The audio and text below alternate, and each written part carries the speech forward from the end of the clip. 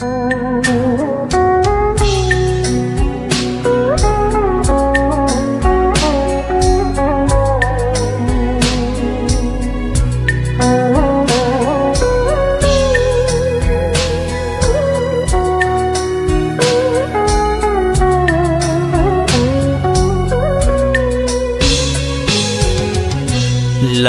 mẹ con đi xuất gia tu học kể từ đây.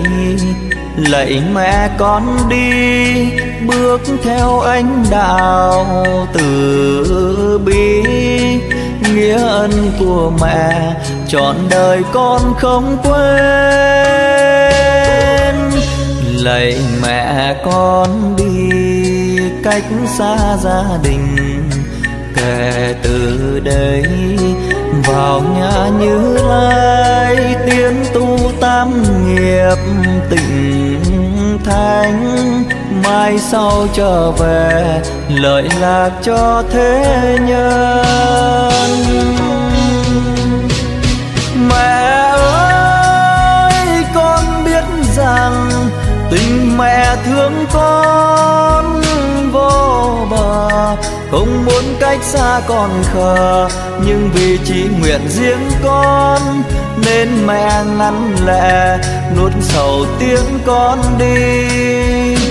Mẹ ơi theo ánh đạo ngày ngày an vui tu học. Nhân nghĩa chi bi trau dồi đêm ngày hết lòng nói gương. Theo thầy chuyên cần phát nguyện theo bước Như Lai. Lạy mẹ con đi bước theo sư phụ hành lợi tha. Nguyện cầu Như Lai sáng soi trí tuệ đời con. Nghĩa ân đạp đền để mẹ thôi nhớ mong.